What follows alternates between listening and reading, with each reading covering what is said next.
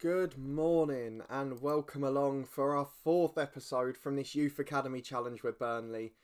It's certainly going to be a difficult one today. We mentioned it last time out. It is a horrid run we've got over Christmas. I'm starting on the youth, what's the group? Mentoring groups. Good starts in the morning with the words there. We're starting with the mentoring group, so you can just have a brief look at them because I know that's been mentioned in the last couple.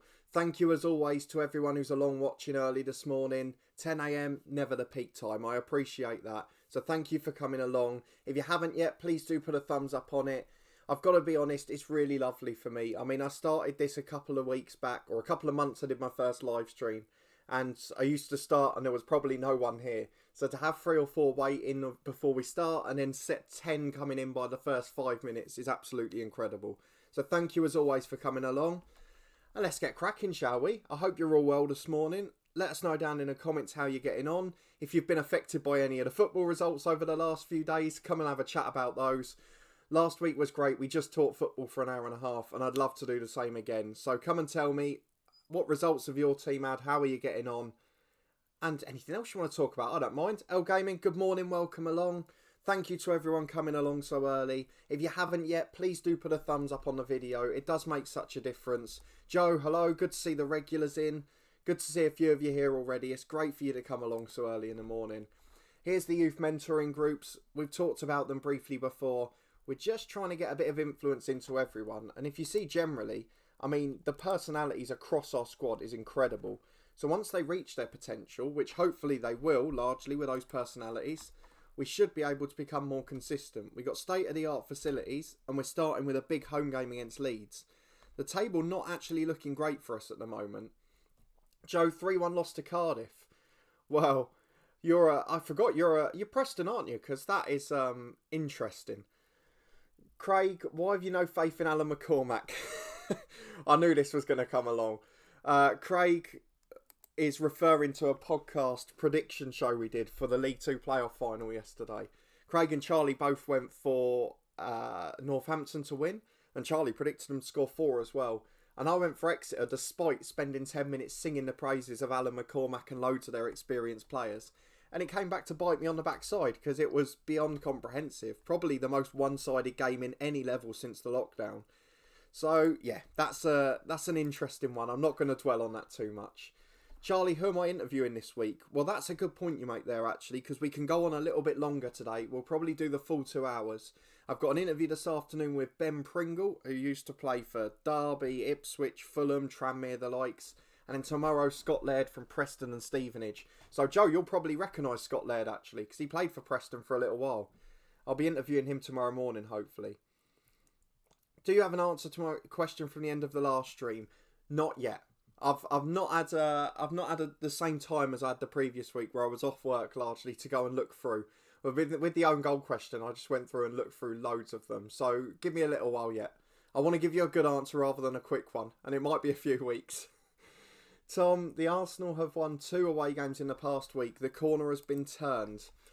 I wouldn't be so sure, to be honest. Sheffield United have come back from the lockdown in poor form. There's the lineup, by the way. It's the usual 11. We're back to full strength. Harrott's coming in. Let's crack into the first game of the day against Leeds. Try and pull away from that relegation pack.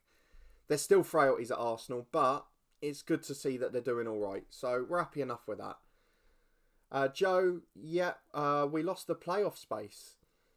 Yes, I mean, you started against us, obviously, didn't you? You drew 1-1. Probably should have won that game, but threw it away at the end. But yeah, it doesn't look like Preston are in great form. Although I do want to say, people have been saying for him to be sacked, which really frustrates me. I'm not a big fan of that because he's done a good job, Alex Neil. I don't know why he would be sacked. So you've got to bear in mind, Preston have got a fairly small budget in comparison. So let's not get too excited about it. You know Scott Laird, good, I'm glad you do. He was a pretty decent player for you, but obviously made his name really at Stevenage as a long-term player. L Gaming, Liverpool have won the league. Yes, they have. I'm sure that was going to crop up today, so we'll talk about that in a moment. Bear with me a moment as we're just cracking into the first game. And also 1-0 to me. Yes, let me know what you think the score will be against Leeds. 1-0 sounds a good bet to me, so let's see what it is. And I think Ben Pringle as well. Yeah, he's a fairly well-known name in the lower leagues. You've probably seen him at some point. But let's crack on into the first game, shall we? We've got plenty of setup to do here. It's going to be an important one. It's going to be a difficult one as well. Thank you to everyone who's joining along this morning as well. I really do appreciate it. Please do put a thumbs up on the video if you haven't already. And hopefully we'll be able to get results today. I think there's a few problems with YouTube at the moment. It doesn't show the number of viewers when you're in a live stream. So, for example, there's 2 or 3 of you responding to me at a time and it'll say there's 1 person in and whatever. But, hey, as long as we're here and we're having a chat, who cares? Joe, Alex Neil, to be fair, I think we were predicted mid-table. Yeah, I never really understood it. I mean, when we came away to you earlier in the season, I thought you were a decent side. I know Luton gave you a scare. We probably should have got the result. We had a late 1-on-1 that we missed. I know I've mentioned that before. But he's doing an okay job. You're competing with sides who are massive clubs with Premier League budgets with 30,000, 40,000 through the gate most weeks. Obviously until the lockdown. So we've got to be realistic. And it's the same for Luton fans at the bottom when they were saying earlier this season, why are we only getting free agents and journeymen? Well, of course we are, because they're the only people that we can afford or that we can compete for. It's been a good start here. We're on top. We haven't let Leeds have a shot, but it's still 0-0. But don't forget, Leeds are up in 6th at the moment, so they're a decent little side. Joe, you've gone for 2-1 Burnley. Pringle was with Preston for a bit as well. I don't remember that. I've done my research, but I haven't looked through it yet. Charlie 2-2 and Craig 2-1 Leeds. Thanks for your continuing faith in me, Craig. Xavier clears long downfield. Balogun's in. This would be a time to end the goal drought. He does. Sunday Balogun's back in form. It's 1-0 to Burnley, and hopefully today, the busy festive period can be the start of the crawl up the table. We'd love to see it throughout the day, so let's hope we can get going. Thank you to everyone who's joining along still. It's good to see the number of viewers creeping up at this time of the morning. Really do appreciate it. We say it every week, 10 AM on a Tuesday is not the ideal time, but of course it's the only day off work, so I have to do that. I have booked an extra day off tomorrow for that Scott Laird interview, but generally Tuesday's the only regular slot. As Torres is coming down the right, a chance to get a second perhaps, into the box. Oh! What happened there? The keeper got fooled. He started going right. Torres tried to sneak it in at the near post, and it ended up hitting the woodwork. Balogun will take the corner. We will come back to that Liverpool question in a minute, so don't worry about the league. I'm sure we will talk about it. El Gaming, do you think Luton are going down or not? It's a good question, really, because we started in pretty good form since the lockdown, as we're in again there. Harrott's shot blocked. Leeds are absolutely awful here. But yeah, I mean, the hardest part is Leeds tomorrow. If we can get a result or stay respectable in that, we've still got to play Huddersfield, we've still got to play Hull, and we finally look decent away from home now. Nathan Jones is back, so I'd like to say yes, but other teams are getting results. I mean, Charlton won both of their games. Hull got a 3-3 draw at Birmingham somehow. I know they were ahead and should have won it. Stoke are down there. They're starting to fall back towards it again, which perhaps they'll fall in, but I hope so, is my answer. I don't think so confidently. I don't really want to be promoted. I know that sounds weird, but we've been battered. Yeah, that's the thing for clubs like Preston. I mean, it happened, I was going to say with Blackpool, but they actually started the season brilliantly, didn't they, when they came up? But there are examples when clubs aren't ready. I mean, Sunderland had it 1 year in the mid-2000s. Derby 07-08 is obviously the prime example. That year, I can't remember what, they've got about 11 points as Balogun scores again. It's straight through the keeper and we're 2-0 up. Ashley Harrott assists and Sunday Balogun has made it too.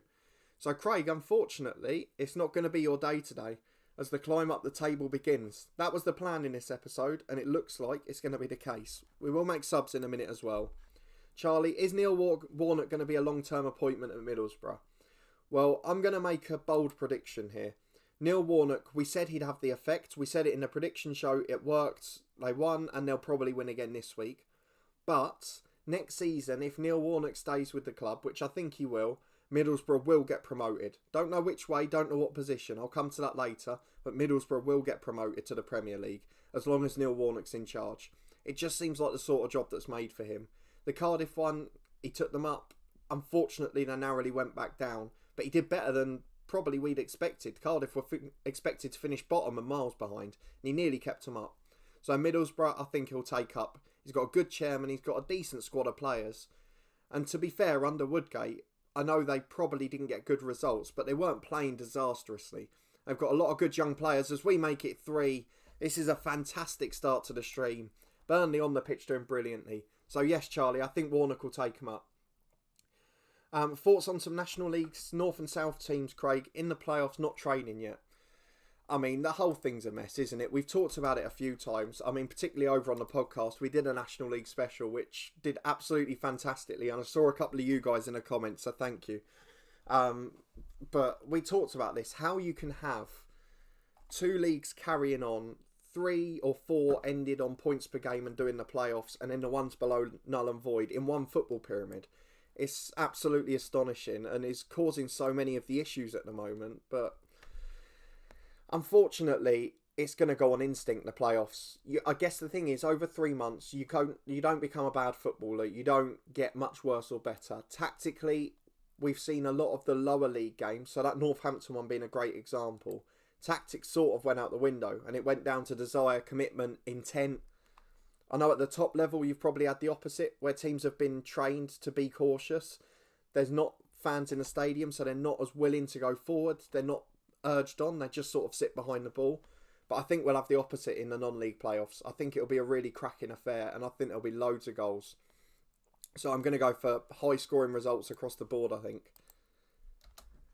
Let's just make this sub. Leon Lowry hasn't come on yet, which is why I can't do what I need to. So let me wait for him to be made. And is he on now? Fabio and Lowry have come on. Yes. Let me get down to the questions in a second. Thank you so much for being so interactive in the chat. It's one of the biggest improvements the last few weeks. It's been absolutely amazing. If you are new along, thank you for all the people popping in. Probably the highest number of concurrent views I've ever had. So thank you. Please do put a thumbs up on it if you haven't already. 7 points, I think, Joe. Yeah, I can't see why not, to be honest. How long do you think it will take Wrexham to go up? I don't know. I mean, the manager situation was strange. I think Craig might correct me on this. Either last year or this year, I predicted them to go up. So I'm probably not the best one to ask. They're a really good club, but off the pitch, they haven't got the finances to compete now. So, and with the National League, it's so competitive. I mean, I saw as a Luton fan, we were there 5 years. We got stuck. So I can't rule out it taking a while, to be honest. And obviously, the next season's priority is not to be involved in a relegation scrap for Wrexham. But I'm sure that won't be the case, and it was just a one-off. 3-0, it looks like we might be getting a better result than anyone predicted. Although Leeds are in here, they could ruin the clean sheet, but that goes comfortably wide. It's going to be a good start to the morning. Is Ben Pringle currently playing for Gillingham? He was. I think he's left today at the end of his contract. So he becomes clubless today, I think. Elgame, maybe 6-0. To be fair, I would love that, but I think it's a little bit too late for that now. 3-0 is going to be the result. It's a good performance, in fairness. It's not been bad. Balogun delivers. Oh, headed over from Lowry. Could have been 4. Last chance of the game, that. Andy Lonergan was born in Preston and played 207 games for Preston and scored 1 goal from goalkeeper. What was his goal like? Was it a last-minute one? One of those coming up for a corner from the back, or was it something completely bizarre? He's obviously Liverpool's third choice now, isn't he? He got a Premier League winners' medal. Good 3-0 win to start the day, though. That's a fantastic news on the pitch. I know we don't really talk about the FM anymore. We just talk football for an hour and a half. But that's a good result. And look at that. Watford in 7th and Leeds in 6th. Only 7 points. We've got, on paper, a friendlier run now. We've got Watford away, who were 7th. Bournemouth at home, who are 19th. Everton are 16th. We've got them twice over Christmas. And then Brentford at home, who are 12th, before a lower league FA Cup tie. So we definitely want to get through all of those today. And I'm kind of hoping that that start means we're more likely to get results. We'll do our usual press conference. Don't know why I attend them if I just pick that option. But there we go. Craig, thoughts on the 3 little scraps on Saturday? Swansea Luton, Derby Reading and Leeds Fulham. Well, obviously the Swansea Luton one gained a bit of traction. An interesting punch thrown in the middle of it. Glenn Ray obviously getting the gifs all over the internet because of his jumping around. Sort of the perfect display of a man on a yellow card who still wants to look hard. But it was a good performance, Luton. The Fulham, the Mitrovic, I presume you're referring to, was pathetic, ridiculous. I mean, he's been such a good player the last couple of years. It's sort of gone out of his game a little bit. But yeah, that wasn't pretty. And to be fair, a 3-game ban isn't enough in my book. Although, to be fair, Jordan Ayew didn't do something too far off yesterday and got away with it after a VAR check. So Wasn't anywhere near as bad, by the way, but it was a similar sort of challenge. Craig, great deal, unfortunately. But I'd hope Wrexham will come up in the next couple of years. Mainly because I want them to be part of my 92. I'm going to take a quick break off from that. Because we have got a youth intake preview with Burnley. We don't have any potential shortages in our future youth intake. Does that mean we've got an excellent team? Because there's nothing to say that it doesn't look like we've got great players coming through. So my suggestion would be a top prospect centre midfield. I mean, I think we've got some stars there. Unless any of these are 18 or under, like this guy, we can't even look at these. So most of them, pointless. But hang on, it's an 18-year-old striker for 275 grand. Oh, his birthday's the 31st of December. He couldn't finish anyway, not my type of striker. But hopefully a good youth intake. That'll be in the next week or two. Where was he up to? Yes, it was a Preston one. Big hoof against Leicester from his own box. So one of those. I remember, was it Paul Robinson against Ben Foster? That was probably the most famous one like that when I was growing up. Lobbed him after the bounce. Yeah, bouncing over the keeper into the net. Yeah, so sounds very similar. Wrexham in Chester in the 92 would be nice. Absolutely, Tom. Obviously, you're trying to do it with me. Tom is the co-host on Sunday, the Stadium Review series. So that's gone quite well the last few weeks. We've had some of our favourites. We've had Luton, obviously a home ground. We had Newcastle, which was a brilliant trip. And there's a little bit of an FA Cup shot coming on Saturday. Sunday, sorry. Probably one of our favourite footballing experiences ever.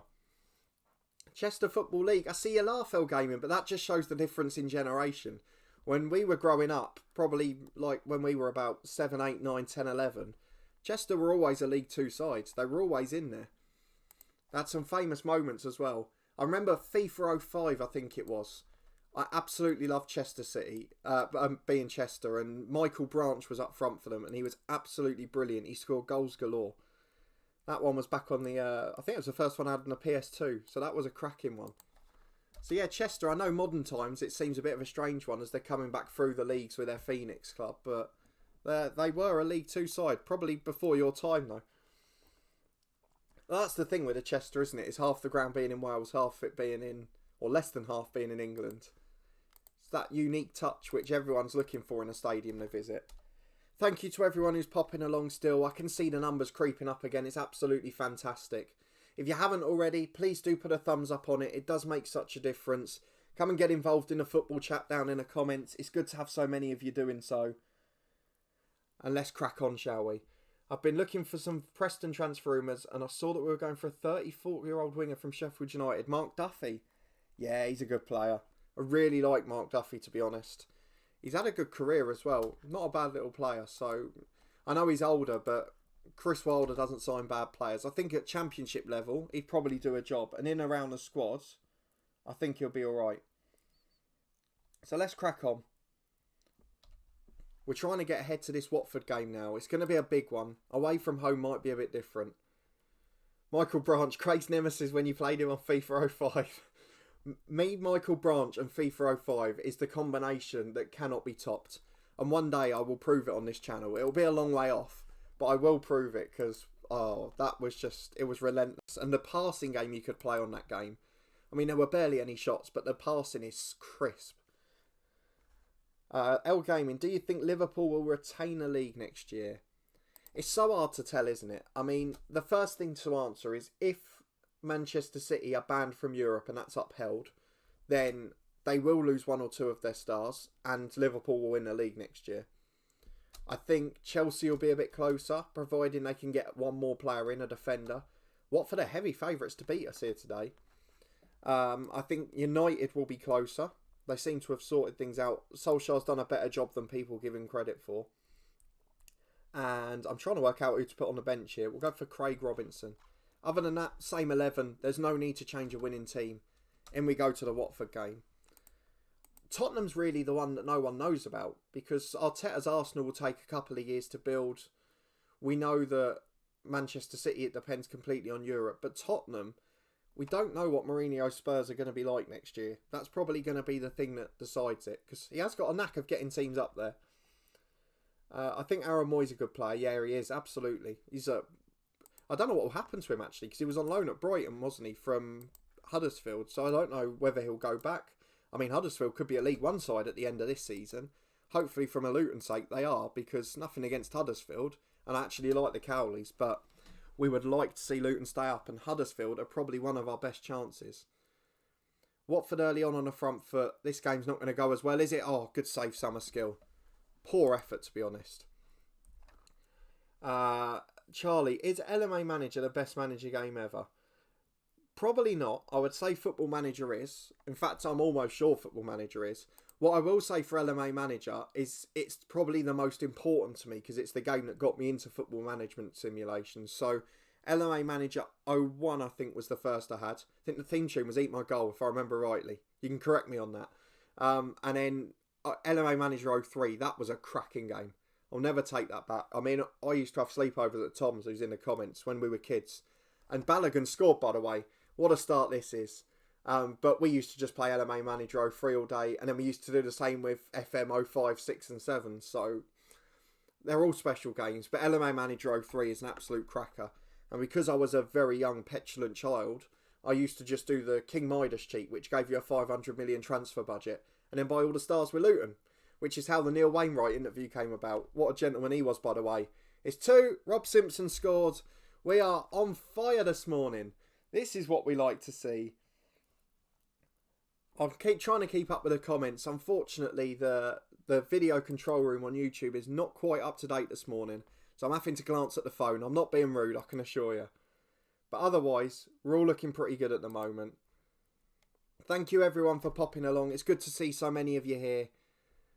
Burnley absolutely flying. Won the first game 3-0 at home, and we're doing a cracking job here at Watford as well. And as a Luton fan, there's no game I like to win more. As Wardley's into the box, got to be a pen ref. Oh, you got to give that. Watford on the counter. Let's have a look at the comments. I remember my first Wrexham-Chester derby at night a few years ago. I was young, so sat in a family stand. I remember seeing all the police and police dogs and all the swearing at first. That's the beauty when you go to football for the first time. It just opens your eyes, doesn't it? I think for me, ironically, we talked about it at Charlton. The London clubs normally seem to be the worst for police. We said at Charlton it was quite bad. QPR will come on to. That was a pretty awful one as well. And Oxford, weirdly, was the third one. Oxford was a really weird day in the evening. There were police horses, police dogs. It was all going on. I enjoyed it 2 years ago. Wrexham, Tranmere and Chester. That's the thing, once you get a little bit older to that age where you can understand, then you really start to enjoy those games. But, you know, it's generally, I know there's the odd game that's dodgy, but it's not hard to stay out of trouble if you want to. Normally you do have to go looking for it. I'd say London being the only exception there.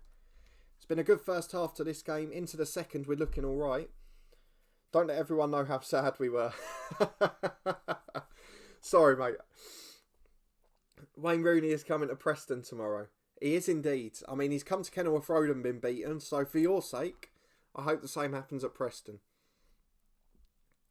And obviously Derby, one of the sides that could still be on for points deductions. Although, having won their 2 games, I think they're a bit too high for Luton to catch even with that now. As Bogus is coming through the middle. Watford looking good here in the hour mark. They've come into this second half in much better shape. So we might just drop to a balanced mentality in a minute if we don't concede here. But I'm not quite sure we're going to survive this attack because long highlights generally mean goals. And that's a lovely through ball. Beaten Bonner on the wing. Into the box. Good header Wardley, but the rebound's in. We're going to have to drop. We're going to ask them to concentrate. And it could be that the happy start to the day's over already. Not the best way to be. Thank you for everyone joining along. Thank you for all getting involved in the chat. I really do enjoy it. It's good to talk football for an hour and a half. We will talk a little bit about Liverpool's title win in a minute as well. If you haven't already, please put a thumbs up on there.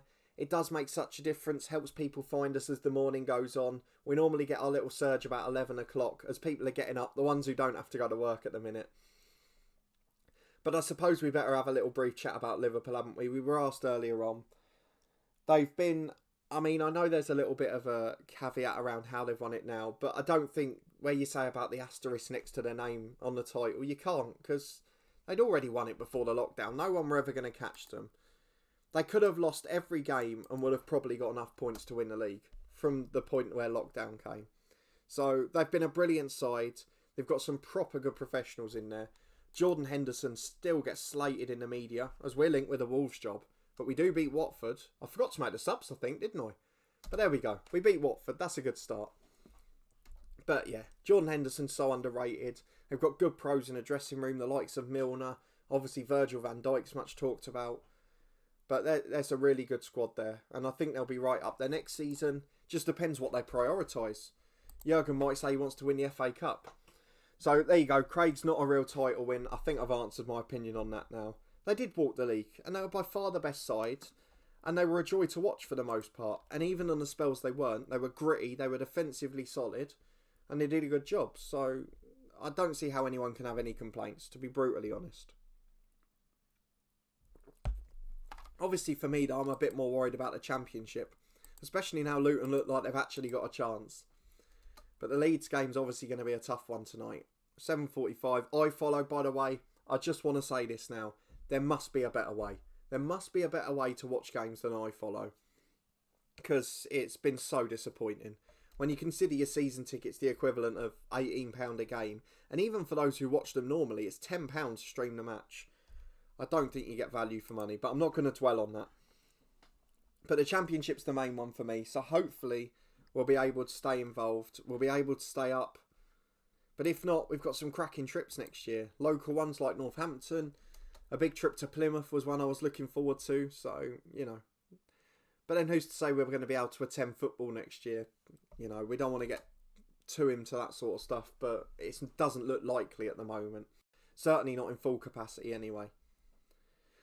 Let's crack on though. We're looking really good so far with Burnley. I suppose we better talk about this Football Manager side for a minute. We've got another winnable game coming up in theory, so hopefully we'll be able to take advantage of that. Will Brentford get promoted? Not sure, to be honest. It's a tough question, because Brentford have come out the traps flying, and I haven't predicted them to win their games. They were obviously brilliant. They had their best day against Luton earlier in the season. But a good performance at Fulham, who unfortunately haven't been great since the lockdown. But the win against West Brom was really strong. So you have to say they're going to be up there. I think I predicted them to go up in the playoffs earlier this season. Or before the season started even. So I would like to be proven right, because that would be 3 points in our predictions game, wouldn't it? Craig, speedy recovery to Andre Wisdom. Absolutely. I mean, one of a number of horrendous acts going on in the country. I mean, it's just fallen to pot the last couple of weeks, hasn't it? But I guess the thing to remember is there are still an awful lot of good people around. So focus on those. But yeah, we wish Andre a speedy recovery. It's horrible to see, to be brutally honest. So hopefully he'll be back making a full recovery and be able to come back playing football soon. And take aside all of the stuff about Derby, that's irrelevant at the moment. There's more important things in the world. Brian Armstrong's a wonderkid, but he's 20. We can't sign him. But Sheffield United have got players like that. Jeez. He looks like he's going to be one of the best players in the world. How do you compete with that? Sheffield United have got a superstar. But a really good start to the morning here with Burnley. We're back up to 11th. Just 4 points off Europe now. We've beaten, obviously, two of the sides that were up there. Leeds in 7th and Watford in 6th. We're now miles clear of that relegation scrap, and we've got the second bottom side at home. If we win that, going into Christmas, we're going to be in European contention again. And hopefully, these young lads, they're getting confidence, they're getting experience, they're improving, and hopefully they'll start to gel as well. Charlie, what's the worst player you've ever signed on FM? That is a cracking question. Another one I probably can't give a quick answer to. I'm just trying to think off the top of my head, really. I'm not sure who my best one would be. Or my worst one, sorry, would be. That's got me thinking. I mean, there are a couple that I've signed for big money and saves that haven't worked out. But generally, I've always found a way to get most of the money back. I mean, most of the awful signings have been in the head coach where we're not in charge of them. I'm trying to think. Have I had any absolute disasters? I don't think I have recently. The only one I can think of is I had one in the San Marino challenge in FM14 or 15 off camera. I think it was 15. And I had to go back in the story, I had a young right winger who came through, who was Sam Marinese. He was homegrown, he was brilliant. Went on to be an international hero, but he wasn't good enough to start at the top level. Once we got there, he had to be a backup. We then had a right winger who came in from Portugal for 1.2 million. And we sold him on like a year and a half later for 70 million. He was absolutely sublime. And we replaced him with another right winger for about 35, 40 million. And we thought he was going to be great. And didn't work. Really didn't work out. I think we ended up selling him for 20 the year after. It was awful. And we ended up losing half our money. I guess in this year's game, the only one I can think of is Dorking Mohamed Diallo. We signed him at the start of the Premier League season as a left back. He was pretty poor the first year, and we sold him again for half the money, but that was a much smaller purchase, so I don't worry about that as much. Oh, lots of questions coming in. Let's have a look. El Gaming trying to think of a good one. You've asked plenty over the week, so don't worry too much. Jonah, good morning. Thank you for popping along. Good to have you here. Joe, heading off. No worries. Thanks for popping along this morning. Do appreciate you coming along. El Gaming, I have one. What is the funniest tackle or shot you've ever seen? I'm not sure of mine. Trying to think of the answer now. The funniest tackle, and I shouldn't laugh about it because it's a horrendous tackle, but it's one that's used as a... It's always on Twitter and YouTube as a clip now, and Luton fans will remember it. It's Sol Davis on Ricardo Fuller, the Luton Stoke one. I mean, it was an awful tackle. He flew in. I've no idea what he was thinking. He flew in with the karate chop. Just go and search it if you haven't seen it. It is a brutal, horrid challenge, but no one got injured. Sol Davis obviously got sent off, but it's one that's used now as a clip 13 years on, so it must have something to it. So I'd definitely go for that one. Let's go and pick our lineup for the Bournemouth game. Probably the sort of one, after all the good work, we'll throw it away. I think we're going to stick with the same squad as well. Richards will come back on the bench for Robinson, but the 11's the same. They've won 2 games convincingly. Let's keep the same team for the third. Ashley Harrott coming back in has made a big, big difference as well. Charlie, yes, Jason Cundy scored from halfway line with a tackle. I remember that. That's a brilliant challenge. Oh, what a shout that was. I'm pretty sure I remember him being on Soccer AM when I was a kid and trying to claim that he meant that. I mean, he's on TalkSport now, isn't he? He's fairly, what's the word? Fairly confident in his own ability, so I wouldn't put it past him. But yeah, I do remember that. That was a cracking one as well. I've just seen YouTube have confirmed they're having a few problems with viewers watching live stream. So if you are having any little issues with it, apologies. Please do stick with it. Come and get involved in the chat. But thankfully, it's not mine, so I can't blame Virgin Media for once, which is nice. Barron at left back. Back to Carlos, the centre half. Bournemouth on the front foot early on here. As I said before, this is the sort of game we normally throw away. But let me know who you think's going to win. You might be out of luck by the time you say it. Oh, Sigurdsson just wide. But an early scare here. Don't forget the January transfer window's coming up. We probably won't do a great deal with that at the moment. But when we get to the end of this season, we've probably got to do the other half of the squad. The half that haven't yet been moved on, that aren't homegrown. Don't forget, this is a Youth Academy challenge. So next season, that's probably going to main bit of action. But early on, we have got a goal. It's Owen Edmonds who brings out the cartwheel. And Burnley are on fire this morning. This is going to be some stream if we keep winning like this. What a fantastic start. And we're into the top half. Just 2 points off Europe. And hopefully after last year, we can get up to 6th. I remember comparing you to Jason Cundy when we played Sunday League football. I was more on looks than ego, I think. And probably limited ability as well. We have Majid Bougera at the back alongside. We did indeed. Craig Savage is Majid Bougera. All he ever did was go on mazy runs. He had the longest throw in the world and didn't have the best positional sense in the world, but a very good defender nonetheless. We're completely on top. Bournemouth with 15 to go. Outgaming any Brazilian Wonderkids.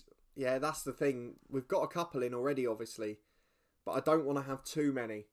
I'd like it to be largely a homegrown squad from the academy. Obviously, we'll have the youth intake in April as well. And from what we've seen in that preview, we might have 1 or 2 more from there. We've also got the youth intake with Dorking in a few days as well, which will be good. Out Simpson on the left wing. I don't know what on earth he's doing out there. Cuts it back to Flauhout. The 2 centre-halves are on the left wing. Who the hell's at the back? That's what I want to know. Xavier to Wardley. Robinson's there. We've still got a couple back, but we're being forced all the way back here. Why on earth are we seeing this on key highlights? Unless this leads to something brilliant or awful, I'm going to be a bit puzzled. Harrods picked it up and we're back on the front foot. Quick change of pace. Torres into the box. Balogun's there. Blocked back again to Torres. Robinson. Oh, offside. Why on earth did we see all of that action for nothing? Craig and the Monk in goal. Or on BBC Breakfast this morning. Yeah, I mean, the less said about that, the better. Any Brazilian Wonderkids? I've already mentioned that, haven't I? Sorry. L Gaming 2-1 to me. That's the one I missed. The funniest shot I've ever seen is when, I think it was Aldershot, we had an open goal and Amenki missed. I mean, there was a couple of famous ones of those as well, wasn't there? Fernando Torres missed one after going round the keeper when he was in awful form at the start of his spell at Chelsea. But obviously he finished it by winning the Champions League, so no one can really complain about that. Really good first half here though. Bournemouth yet to have a shot on target. They're down near the bottom for a reason, but while it's only one, I do still get a little bit worried, so I don't want to get too excited just yet. Thank you to everyone popping along though. Good to have so many of you here this morning. If you haven't yet, please do put a thumbs up on it. It does make such a difference. As we're under pressure from Bournemouth here. Back to Malumbi. He's a man we had in the head coach for Ireland when we were managing the international team. For harbour switches, I'm worried about this. Stoev into the box. Good save. Rebound. What a save. Ryan Summerskill. The second of that double save was incredible. We're going to have to demand a bit more because we've been woeful here. Stoev puts the corner in. Malumbi loses out, but it falls to Sigurdsson. We're under constant pressure and it's another corner. What are they playing? 4-2-3-1. I'm not quite sure how they're so dominant here. I might drop to balance because the stats look good for Bournemouth at the minute. Into the box, Flauhaut away. Obviously their first two shots on target, but can Harrop wrap it up? On the break, here he comes down the right. Just caught by Pickering. Really poor. Klaassen clears away, and it's another one of these really long highlights. I've just got to check. We have got it on key, haven't we? Yeah. Not quite sure about that. 20 minutes to go. Robinson replaced by Vaughan. Balogun replaced by Leon Lowry. And Harrop replaced by Phil Richards. Let's get those three on and see if we can see this one out. Thank you to those of you joining along still. Good to see that it's getting a bit smoother now. L Gaming, in the Honest Football podcast, you said you all play football. Who's the best at football out of you guys? Well, Charlie and Craig can have the battle between them. It's definitely not me. They've played on Saturday level at sort of step 5 of non-league, so they're definitely better footballers than me. I don't know. Craig and Charlie can argue between themselves. I probably didn't see either of them in their prime at that level, so I can't really comment on it. At Sunday League level, I mean, we didn't really worry about ability. We all had a laugh. We won a title. It was just about the fun, so we never really, any of us probably produced our bests on that. We all played for Luton schools at younger ages. I know Charlie had trials in academies at sort of, I think Havant and Waterlooville was one, lower league level, so one of those two definitely is the answer, if I'm being honest. And it's not just me being modest, that is definitely the answer. But, you know, I wasn't bad. I played in goal, I played centre-half. They drifted me into midfield because I was 3 or 4 years younger when they all started getting injuries to either legs. And that's not a great idea because I'm not the fittest bloke in the world. But it was just a laugh on the Sunday, so we wouldn't worry about that sort of stuff. Great save, Summerskill. We are right on the back foot here. I'm going to have to time waste. Slow the tempo, be more disciplined, all of that stuff. Slow the pace down and drop the line of engagement. Let's get as defensive as possible and make sure this is 1-0. If they score from the corner, we're going to have to undo it all again. What else have we got in there? On FM, what's the formation you hate playing against the most? Mine are always like everyone at the back. Well, I'm sure anyone will be able to tell you that my least favourite formation to play in the early days of this series, this channel, sorry, was 4-3-3. The flat 4-3-3 up front. It hardly ever gets used in real life. And FM18 and 19, it was almost unstoppable. So I would definitely pick that one as a result. 4-3-3. I've got better against it in FM20. I've played around it a bit. I also struggle with 3-5-2. It's a formation I can't make work, but also always get outplayed with. So probably one of those two.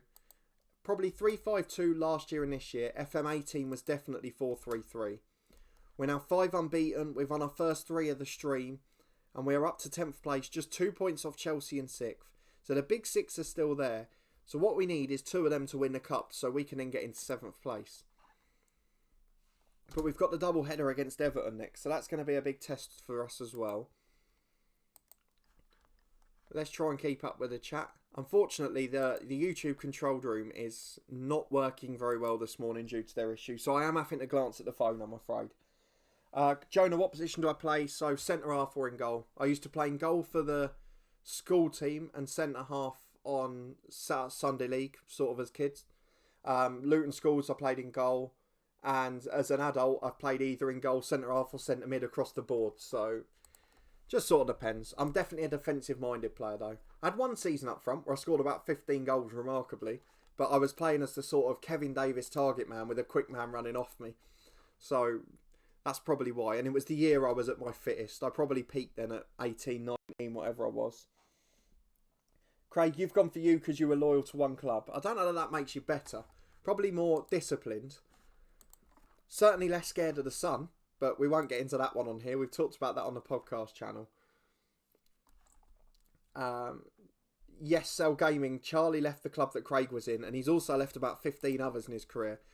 Charlie is the ultimate journeyman. He's had about 16 clubs. I think even as a coach in one year he's had 2 clubs. So he's not doing too badly. Who's Majid Bougera? He is a Algerian central defender who in the mid-2000s played for Charlton, among other clubs in England. I think Sheffield Wednesday as well. But then he went to Rangers and he was part of their famous FA Cup run to the Europa League final. Him and David Weir played alongside each other. David Weir had played for Everton, but he was about 40 by that point.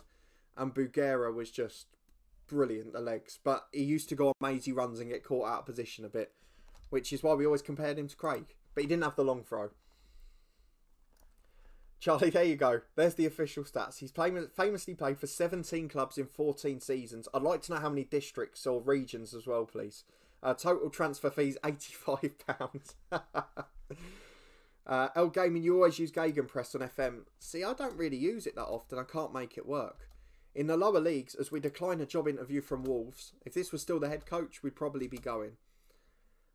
So I usually use, in the early years, when we're playing like a 4-4-2, like we were with Dorkin and Torquay last year, I use the wing play tactic. And then normally I either go for a fluid counter-attack or a control possession, something like that. But even then, I adapt quite a few of the individual tactics, and I've forgotten what the terms are.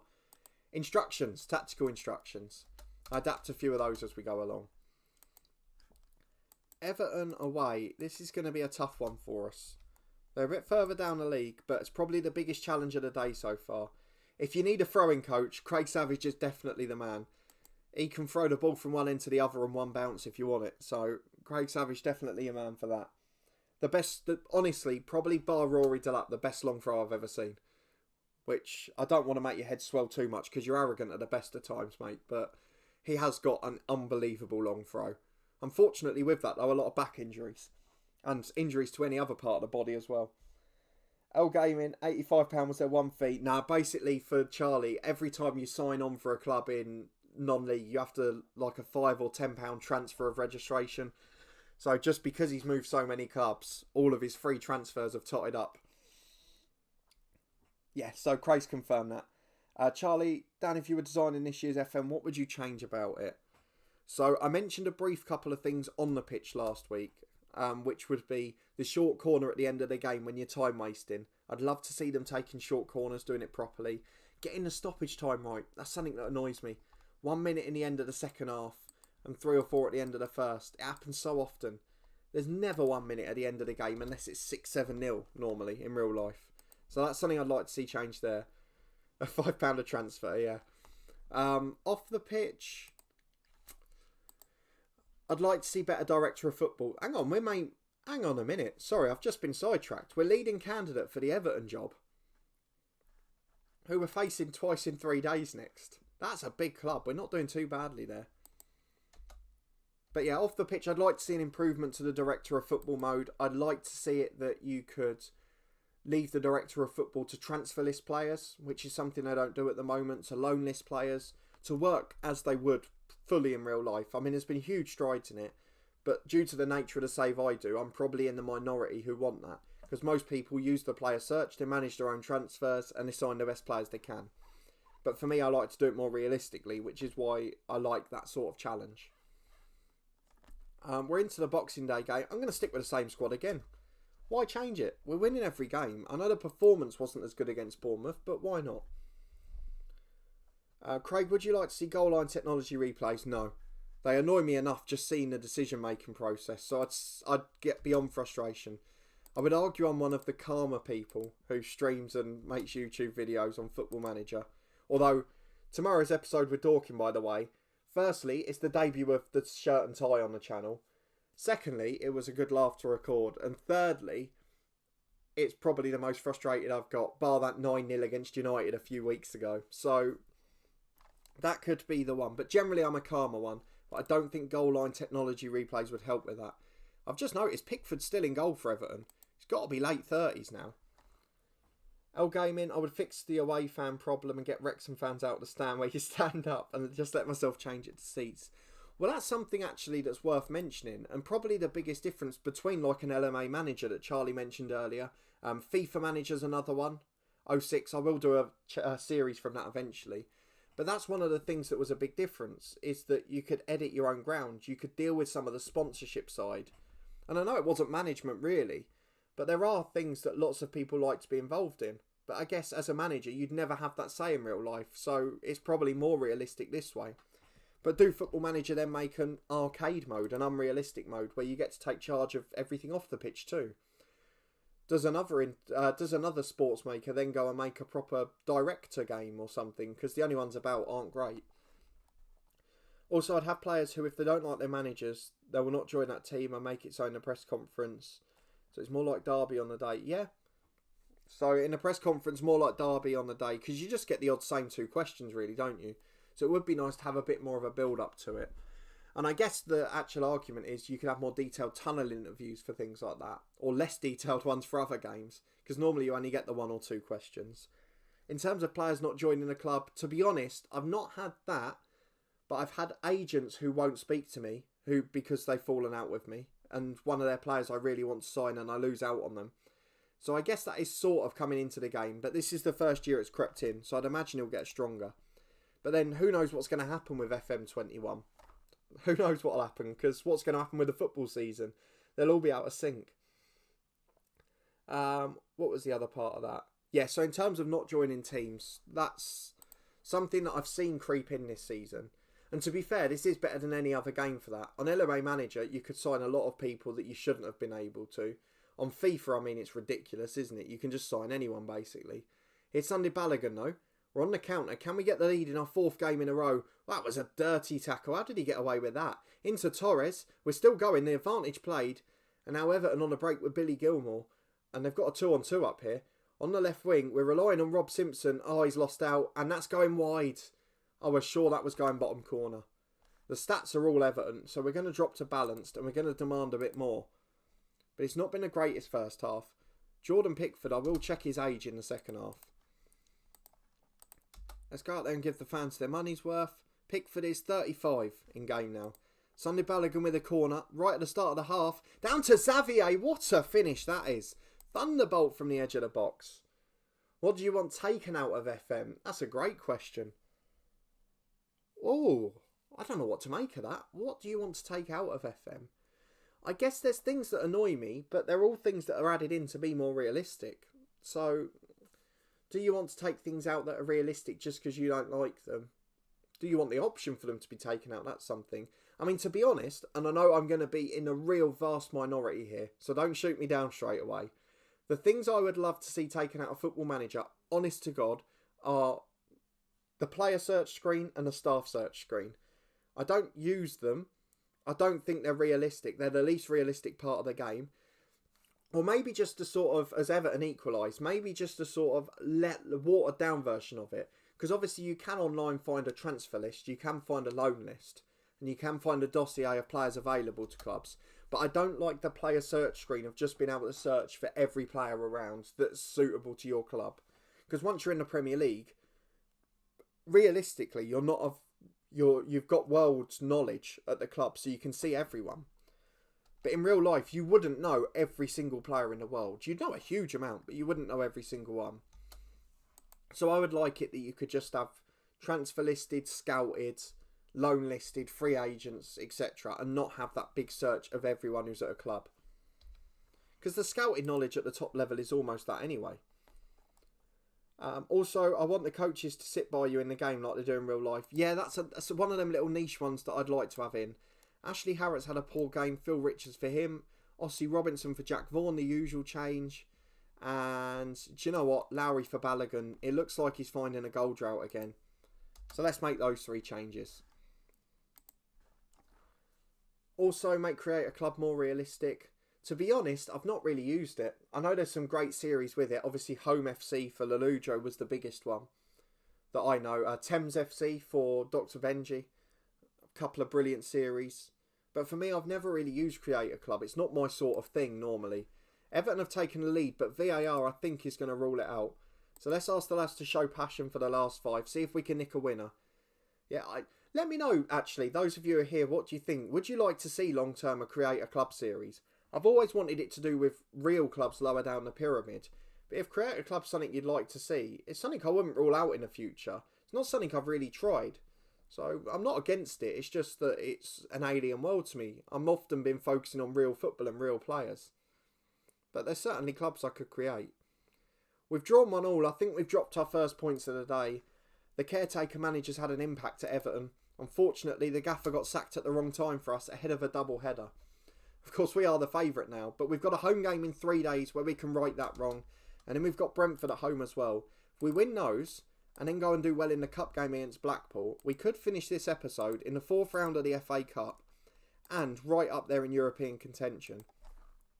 So that one's kept us pretty much as we were, 3 points off Leeds. But a really good start to the stream, 50 minutes in, and we've had 4 good results.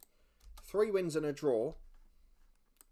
And Watford have been held by Liverpool. Unfortunately, they equalised 90th minute, or we could have been right up there. Flauhaut is not going yet. End of the season, he'll have to, but he's not going to go at the moment. But we're doing really well at the moment. So let me know how you think we're getting on here with Burnley. The January window opens. We might bring one in if we can find a 16, 17, 18-year-old. But I'd rather focus on our club and maybe just sell 1 or 2 of the ones on the periphery. So Tom Ritchie, the keeper who joined at the start of the year, we'll sell him. Rod Coleman, I think, falls into that category. He's not homegrown at the club. Craig Robinson isn't homegrown at the club, so perhaps we look at him. Who else is there? Winslade leaves, and we've got the 17-year-old Australian left-back coming in, don't forget, as he turns 18. Glenn Stevens, we can probably let go now. He's not homegrown at the club, so doesn't qualify. We'll try and sell Jamie Higgins again. We've got plenty of men to sell on. Darnell Furlong, I'll keep in the club for the season, just because he's got the sort of the personality. He's a leader off the pitch. As we come up towards the hour mark, thank you again for everyone who's popping along. Always the number of viewers creeps up later in the morning. No surprises there. Thank you so much for coming along as always. If you haven't yet, please do put a thumbs up on the video. It makes such a difference to the performance. We've got a great little community in the chat, so come and get involved. And it looks like that YouTube problem's been marked as resolved now, so hopefully the stream will be smooth from here. It could be good you doing it like a really low level, but one thing with it is people want you to make your own chrome proper badge and kit. Yeah, that's the thing that puts me off, is it's not the football side of it. I love the idea of making a club and building them through the league. As Darnell Furlong, actually, we can't sell him now. He's agreed to retire at the end of the season. Been a brilliant servant for the club. But yeah, it's the design side of it I struggle with. I guess I'd consider doing it maybe 2 or 3 years down the line, because I know that that's what Kev did Lelujo with Home FC. They did sort of a competition, create the badge, create the kits, and we'll go with the best one. And that's something I'd really like to consider. I think it's a fantastic idea, and I'd love to do that. But at the moment, I probably haven't got quite a big enough following to do that. Same as I mentioned earlier, like in the next year, I know I've got to set up a Discord server. I know I've got to probably move on to things like channel memberships and Patreon and all of that sort of stuff. But at the moment, I just want to make the content better. I'm still in the stage where I've just started earning ad revenue and I'm using it to buy a webcam, to upgrade the microphone. I haven't even got a proper desk. I've got an old little rubbish TV screen that I'm using as my monitor. So there's a lot of upgrades that need to be made before I can call it a proper professional outlook. So a bit of a waffled answer, but that's probably the real reason. Also, last thing, check the likes of Scotland and Wales for good young players. Yeah, Wales has always been a successful one for me. I think we've mentioned it before. I mean, even with Dorking this year, the first one was Thomas Anthony, who we then sold on for $500,000 to the Championship. And he's probably as good as any of our left backs up until this season. So definitely one to look at. You can often get them on the cheap as well. We did have one from Scotland last year with Torquay in FM19. I mentioned him once before in the streams, I think. We've got out of contract players. I'm just seeing if any of the big homegrown ones are there. Jamie Houses, but he's a striker who can't finish. But with the squads as they are now and us signing only homegrown players, do we have to keep people like that in the squad just in case? And the same for some of these younger ones. I'll look at that off camera because I don't need to do that during the games. Same with the coaches. We'll go properly through those now because they were all director of football signed, don't forget. So we'll have to try and look through those. But let's crack into it. We've got Everton at home. Same opposition. What will the score be this time? That's the big question, I guess. But yeah, going back to the Scotland one. Owen Jack, those who are following FM19, he was a star. We got him from Alloa for 6.75 thousand. And we sold him on for 13.75 million to Palace. And he'd scored about 100 goals for us in the meantime as well. 2 promotions. Brilliant player. We've got a game in 3 days. Callum Bonner's a bit tired. So I think I'm going to play him. But then I'm going to set him to be rested for a day afterwards. So there we go. I just had a fear for a moment. I've left my fan in the background, but I hadn't. It's blank as normal. You have to warn me if I do stuff like that. Into the game we go, and I think for the 5th in a row we stick with the same team because it's doing a brilliant job. And I don't think there's an excuse for otherwise. I mean, the lads on the bench who aren't getting much of a look in will play against Blackpool. So I'm not too worried about their football time. And the likes of Vaughan are still coming off the bench regularly. So we're going to ask him to do it for the fans. Xavier we can rely on, scored a brilliant goal. And a few others leaving the club. Thank you to everyone popping along. Great to see the number of viewers creeping up later in the morning again. Please do put a thumbs up on it if you haven't already. I really do appreciate your support. And of course, if you're new along, welcome to the community. Subscribe down below. And we're in with Sunday Balogun early on here. Balogun, what a goal that is. Sunday Balogun, that's an unbelievable strike. We lead 1-0. And Balogun, no goal drought for him. Leon Lowry not quite ready to take over yet. Although Balogun is one we're going to have to sell. He's not homegrown at the club. But he is going to be the hardest wrench to let go. So I might leave him the 2 years. And the 3rd season, probably the final one of this stream series, will be Leon Lowry's year to shine. Charlie, Neil Wainwright aside, have you met or spoken to anyone you have managed in FM or LMA in real life? An L Gaming, you've gone for a 3-0 win. Not a bad shout based on the early stages. Charlie, that's a good question, actually. I don't know that I have. Who have I interviewed? I mean, Tony Thorpe I will have watched play a lot of times, but I hadn't met him.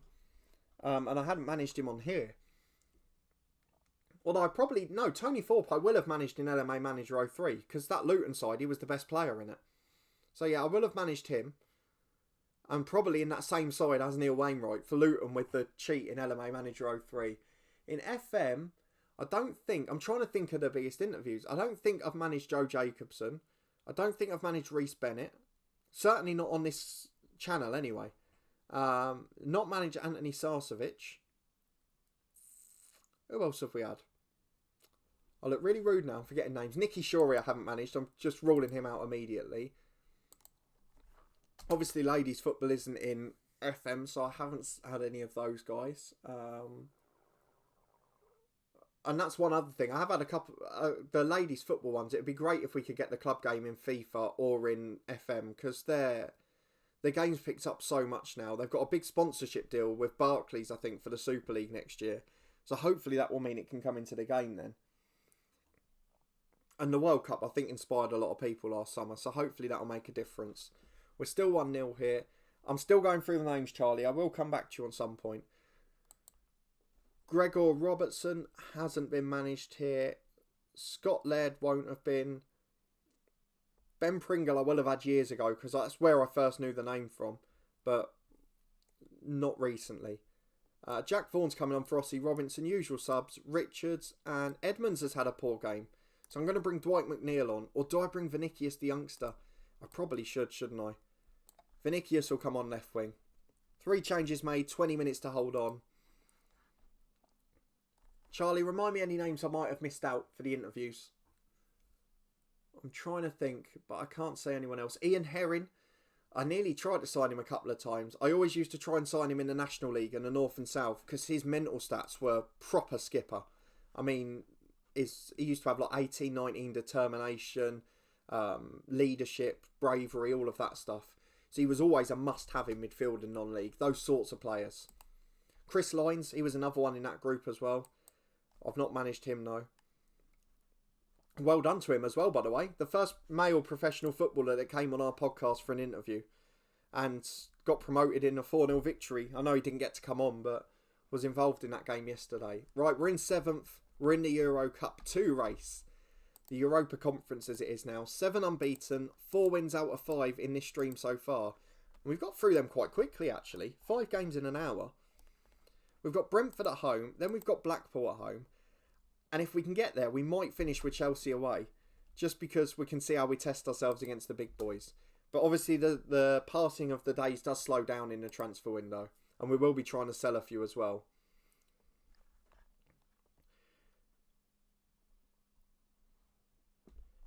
I was to message some Wrexham players on Instagram and stuff, but looking back on it really embarrassed me. I was also a mascot. Have you ever done anything like that? So I wasn't a mascot ever for a Luton game or anything like that. But we did we were in a school tournament in year 6 and we had a brilliant team. I mean, up front it was 7-a-side back then, but we had Jordan Patrick up front who went on to play for Luton a few times. Unfortunately, attitude and a few other things off the pitch cost him, but he was such a good player. And we had a few others in that team who played in the Youth Academy for Luton. And again, it was just probably application rather than ability that let them down. But we had a tournament where we got to the national semi-finals. And as a result of getting there, we got to play on the pitch at half-time at Kenilworth Road. So I played on the pitch there at half-time of a Tuesday evening game in that school team. And I was brilliant, by the way. It was one of the best performances. I was always a big game player because I never used to get nervous or worried. And then as part of that tournament as well, the semi-finals were on the county ground, which is Swindon Town's pitch. So it was from edge of the box to edge of the box, and that was the tournament. And we lost in the semi-finals to Tottenham Hotspur. And if we'd won that game, we would have played at half-time of the Johnston Paint Trophy, or was it LDV Vans Trophy, whatever the sponsorship was. Now the leasing.com. We would have played at half-time at the final at the Millennium Stadium. But unfortunately on that day, we missed a hatful of chances. To be fair, we conceded a fair few chances as well. I was in goal for that team. And it's the only time I've probably looked like I could have made it. If there'd been scouts there that day, I think I would have got a call up. I mean, I would have let them down once I got to the club. But I would have been picked up and looked at that day because I just had the day of my life. I didn't have the pressure. Other people were worried about the stands and the stadium, but I absolutely loved it. I sort of relished that thing. It was sort of a leveller, really, because other players where they went down a little bit, and I was just as comfortable still. Charlie, I think that's it, to be fair. Yeah, I don't think I've missed any of the big players. There are obviously more. Obviously, there's some to come out soon. So, John Shaw, I will have managed when I do my annual save with Luton briefly. We're nearly at Brentford now, so we're coming into the January window. You can see already, Ruthven, the left-back, will be joining, and it will probably slow down a bit. I'm trying to think who else we've interviewed that will be coming out soon. Sean and Clucas, haven't managed him, but he's been around at Again, he started at Preston. Joe would have recognised him. He's been at Bristol Rovers and the likes as well. But yeah, I'm going to be honest, and I know it's a slight side note from this channel. The chance to interview professional footballers every week has been a dream come true for me. There's obviously a few that have been before our time. So we had David Robertson, the Real Kashmir manager. Big player, played for Aberdeen, Rangers, Leeds, but obviously won't have been on any of the FMs that we've managed. Might have had him as coaches or something along the way. I don't really pay much attention to that because normally the assistant gets most of the youth coaches in. But into January we go. I'm not going to focus on transfers too much at the start of the window. I'll try and do it off camera between the two games after this live stream before the next one. L Gaming, how many leagues have I got loaded? Not so many. So there were loads loaded before because obviously this was the head coach save. But I got rid of about half of them. So let's go and have a look. I'll go and show you quickly. Add remove leagues. So that's all we've got left now. The Brazilian and Republic of Ireland League comes off tomorrow and Norway in a week's time. So then it's probably just the big 6 or 7 plus England and Scotland. So we've got Spain, Italy, Portugal, Germany, France, but only the top tier now. We had the second tier before as well. Scotland we've taken off the Division 1 and 2. And then we've left Holland and Portugal on because they're 2 countries that normally produce good youngsters and that traditionally were bigger leagues when I was growing up. I'm looking forward to Ruthven coming in because he should really be first choice left back straight away. I mean, with the form we're in, we'll leave Wardley for now. But let's have a look at him. Winslade will obviously go back from his loan as well. But there we go. They're all 3-star ability. I don't know why, and I've pressed the wrong button there. I don't know why his coach report is from a goalkeeping coach. I could do with a decent assistant manager one. John Underwood, he's got it the same to be fair. Brilliant in the tackle. Very good mentally for an 18-year-old. Oh, I've made the same mistake. Oh, what an idiot. I've got him on under £8,000 a week. And with the Brexit we've had in game, that means he can't play senior matches. So he can play in the FA Cup, he can play in the League Cup, but he can't play in the Premier League.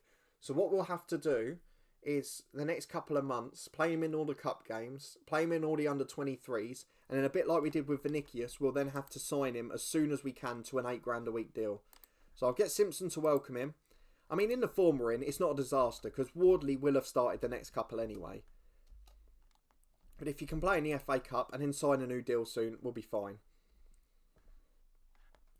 El Gamer, what do you think of the cricket announcement yesterday? So it's good to see cricket back. It's one of the sports, to be honest, that should have come back earlier. It was probably, and again, that comes down to money. If there'd been money in cricket, it would have come back before football. The same as snooker came back first, because all of the money comes largely from sponsorships. They're small arenas, and it's on TV, so you can watch it in the evenings, and people pass by for an hour or two between games. So certainly no issue with that. It's good to have cricket back. I've got to argue, to be honest, the county championship and sort of domestic cricket, bar the T20s, is probably the ideal place to bring crowds back, because they were never more than 10% full anyway. You can open bars and that now, so they can bring back money that way. And it's one of the events where you could do social distancing and not lose any income, which is 4-day cricket. And even more so, I mean, social distancing means the ground will be down to 20% capacity. But at the moment, they're barely 10% for county championship matches. Because there's not any England cricket, apart from obviously what will be starting now, there would have been some of the bigger county players playing. So you would have had at first the likes of the T20 stars, the Adil Rashids, the Moeen Alis, the Jimmy Anderson, Stuart Broad and the likes beforehand. They would have been playing there. Obviously, Alistair Cook's retired from international cricket. He's still about at county level. You will have had those sort of players involved, and that would have made a real difference. So we're 1st of January. We're going to go into it with the same squad again, by the way, because why change it still? But yeah, for me, that would have been an ideal one, because a few more people would have gone along, and it still would have been possible to social distance. El Gaming, who do you support domestically? Yorkshire you support. So do I. Mainly because they've got lots of players that I've heard of, lots of players that I enjoy watching. My mate lives in Leeds, literally 2 minutes from Headingley. You can see it out of his window. So we've been to watch a game there in the World Cup last year.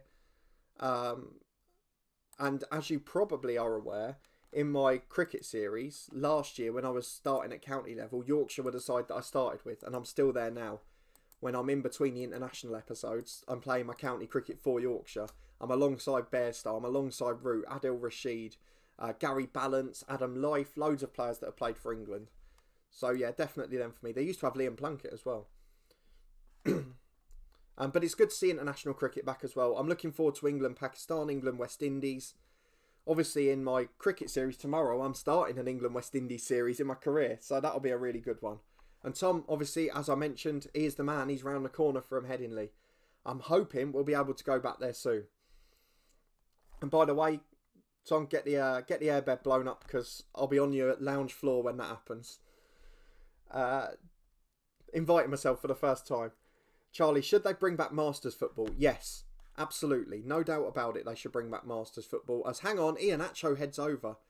Brentford causing a few troubles here. There's not been much in this game. We're on the front foot with Edmonds. Oh! The game's just changed. That is a disgusting tackle. It's a red card.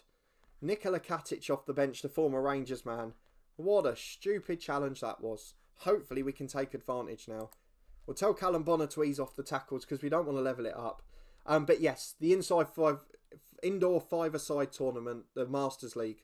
One of the first things I ever used to watch. As we take the lead with Flauhout, and it looks like this run's continuing. This has probably been the most successful live stream we've had. I know we had the Burnley head coach one, the transfer window, where it was very good. But this on the pitch has been sensational. We look delighted. We've got the lads on. And the only thing that will cost us this game is complacency. Tom Rakeen Cornwall, yes. He's...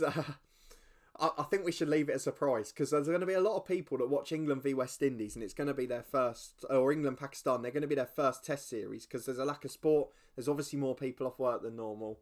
I think that's going to get a few fans on board. Hang on, in cricket, if you play domestically, do you have to play for the one you're from? So in the cricket game, you have to pick one at the start and that's where you progress through to. So at the start, I picked Leeds as the local side and Yorkshire as the county side. But in terms of real life, it's just normal transfers. People transfer between counties. They sign contracts with different ones. There's loads of different little niche rulings on domestic players. So sort of an old rule going back to colonies and things like that. So certain South African players can then play in England. And there's all sorts of weird and wonderful rules contractually that I don't know and can't explain in detail. But no, people just transfer as normal. But from what I've seen in Cricket 19, the game, I don't know that you can transfer domestically. In all the other countries you can. Each year you can pick who you sign a contract with. But I don't think you can do that with the county you come through at. Not that I would anyway, because I'd want to stay at Yorkshire. We've only got 5 minutes left. We've sort of seen this out quite comfortably. I'm just going to make some changes now. Fabio will come on at right back so Bonner doesn't get sent off. We've got Xavier's knackered in the middle. He's playing well. Edmonds on the left replaced by Vinicius and Harrott replaced by Phil Richards. Different subs to normal. 2 minutes to go. Let's try and hold on. We've got a corner kick. We could wrap it up. Balogun to Simpson. We have wrapped it up. The two centre-halves from set pieces where we have been sensational all year. What a fantastic way to do it. Thank you to everyone who's popping along still. It's great to have so many of you here. We always get a little surge in views after 11, so thank you for joining along. It would have been the Burnley one because it was the only one that went well. The second one, I remember, the Chris Casper one with Salford City was absolutely appalling, frustrated me. That was definitely the worst. We've got Blackpool in 3 days, by the way. We'll play a lot of the youngsters in that one. The best one probably was last week. The second stream we did in this series, I felt I was off the pace. I just felt like, I don't know why. It was just one of those mornings where it didn't quite work out. I didn't feel coherent. Last week I think was brilliant. We had a good chat. It's the most active the chat has been. Obviously this week has matched it again. And we just talked about football for an hour and a half. It was the first week football had come back in real life in England. So there were loads of talking points. We were talking about the ghost goal, the goal line technology failing. Obviously the first round of championship fixtures. So probably because of the culmination of events, I would say last week would be my favourite so far. But I'm enjoying this one as well. But unfortunately, probably the slight YouTube technical issues the first half an hour have let it down a bit. But we're still doing alright. We're hanging out. We're having fun. Thank you to everyone who's still joining along. An hour and a quarter in. It really does mean a lot. We're going to get through this Blackpool game, and then we're going to try and skip ahead. Oh, this is a tough moment. We've got an offer for Sunday Balogun from a Chinese club. Now, I know they'll be happy to go big. And he's someone that we have to sell long term because he's not homegrown at the club. And it won't meet the Youth Academy challenge. But I don't want to disrupt the squad mid-season. So unless they can offer stupid money, so we're going to go 60 million and 20 million. If they can't do that, he's not going. They've withdrawn it. So Balogun wants an improved deal. I obviously can't do that because we need to let him go eventually. He's got 3.5 years left on his deal. So we'll have to sell him at the end of next season at the latest. So I'm going to discuss it with him. I can't afford to. Oh, he's in a strop. Oh, this isn't good. That might have an impact on our good form at the moment. UTFR, welcome along. Good to see you here for the first time. Unfortunately, as El Gamer mentions, Kevin De Bruyne is probably retired on here now. And unfortunately, this is a Youth Academy challenge. So unless there's an under-18 De Bruyne, might be able to get his son if he pops along. Unfortunately, I won't be able to sign anyone like that. I will have a look to see where he is. He is... No, he just retired at 36. Didn't even stay in the game. So I can't even get him as a coach or anything. Should we have a look to see if he's got a son in the game that's under 18? Because if he's good, we won't mind. No, he's got a different surname. But let's look at him anyway as we're there. 18-year-old Dutch lad who is atrocious.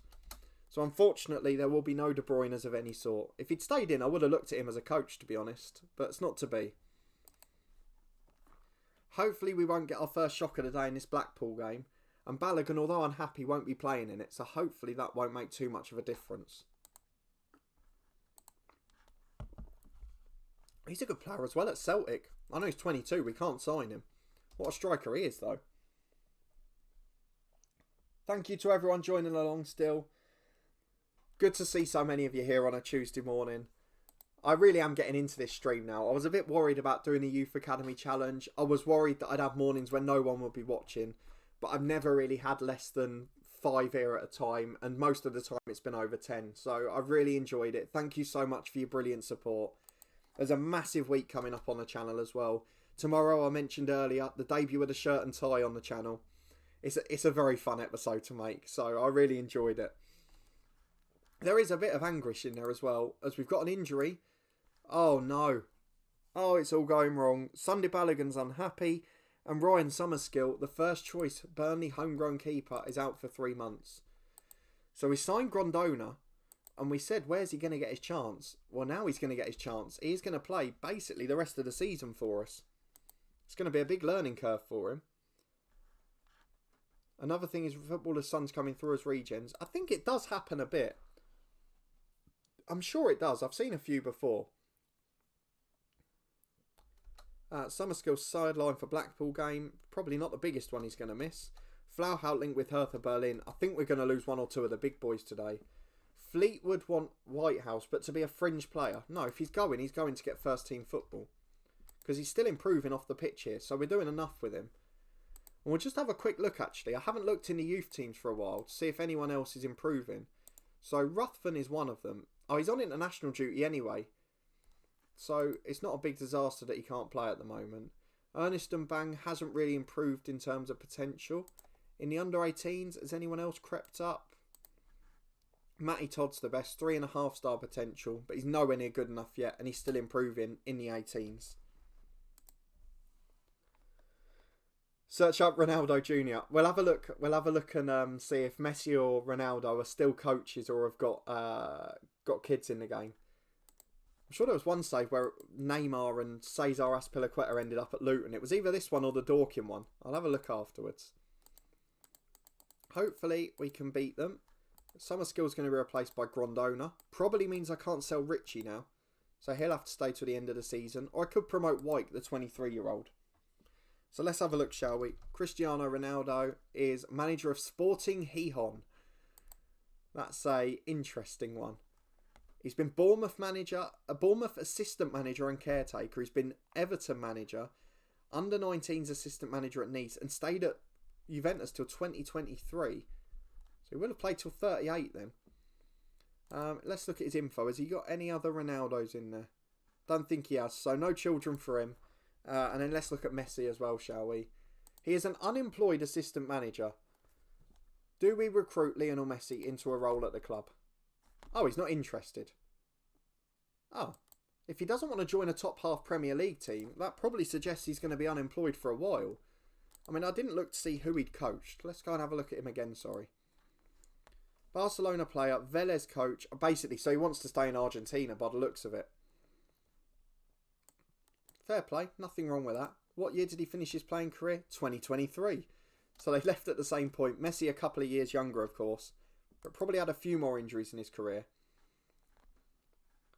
And now we've got to avoid the FA Cup banana skin against Blackpool. Always the hardest game. And after such a brilliant stream this morning, it could completely ruin everything. We will then skip ahead to the Chelsea game. That will be our last one of the morning, as we're only an hour and 20 in. And then unfortunately I've got to pop up and have lunch before I'm interviewing Ben Pringle later. That'll be out on the podcast in the next week or two, so go and check that one out as well. There's so many interviews with good pros there. Probably someone that you've managed in FM before. But we're not going to put players in the under-23s because we want to get them playing in the FA Cup. And that has to be our priority. So score predictions for Burnley Blackpool, bearing in mind that the backup team and the kids will be playing. Bearing in mind that the first choice keeper's now injured, that Sunday Balogun's had a strop off the pitch. And we're going to have to change our 11 for the first time today. But the same team in for 6 games, and now we're making a few changes. So Grondona will start in goal. The left back, we can't play him, can we? Because he's away on international still. Just double check that. Yep, he is. Winslade is still here at the moment though, so he can play. Callum Bonner's going to get a rest. I'd normally try and play him, but Furlong can come in. Centre halves will be Fabio and Coleman. Midfield, we're going to get definitely Jack Vaughan. Up front will be Trevor O'Callaghan. On the right wing will be Leon Lowry. I can't remember if O'Callaghan is actually homegrown or not. His star rating's still brilliant for an average striker. He joined in 26-27. Is he homegrown? Don't think he is. No, he's not homegrown at the club. So Trevor O'Callaghan will have to move on as well. In the middle of midfield, Phil Richards is going to get a game if I can find him. There he is. Might play number 10 though. We'll come back to that. Vinicius on the left. Dwight McNeil will probably come in as well. He can play as number 10. He's a homegrown player. We do need to keep him involved occasionally so he doesn't decline too quick. Whitehouse will be on the bench. Andy May will be on the bench. Glenn Stevens will be on the bench. He's another one that's got to go. Not homegrown at the club. So there's going to be a lot of transfers in the next stream because we'll have offered them all out off camera and then they'll be coming back as we go into the next game. Craig Robinson can be on the bench, but he'll be off soon as well. He's unhappy about something. What's that? Wants the initially agreed playing time. Right, he'll only be here a couple more weeks. Wardley will soon be the sub left back, so he can be on the bench. Callum Bonner will as well. And last but not least, we will have Rob Simpson because he's homegrown. So as we've played loads of games, we'll do save it quickly just in case because there have been a few crashes recently. And hopefully we'll be able to avoid this slip up. So I'm sad to think we might have just seen a couple more years of Messi. Yeah, that's the saddest thing probably. In this era of Ronaldo and Messi, the fact that we've lost 3 months of them is such a shame. And we probably, what it has meant is longer term, we've probably missed an international tournament that they'd be involved in. I know Messi's not always been a shining star for Argentina, but Ronaldo in particular has been an inspiration for Portugal. El Gaming, you're going for 3-1 to me. Appreciate the faith. Don't really want to concede a goal against the lower league team, to be honest. But I'll take the victory. Anything that avoids defeat at the moment will be fine. I have no problem with that whatsoever. But hopefully, I mean, the Chelsea one's the big one. If we can stay unbeaten into that, and then the Chelsea game is the one where we've really got to get a result. Fingers crossed, we'll be able to get through it. If we can get a point even at Chelsea, that'll leave me in good stead for the next one.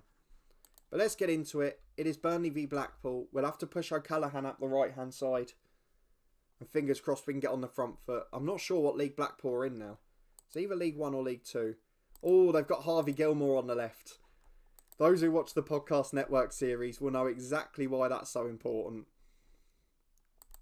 Let's head over to Leon Lowry. Get him further forward. Inside forward on attack.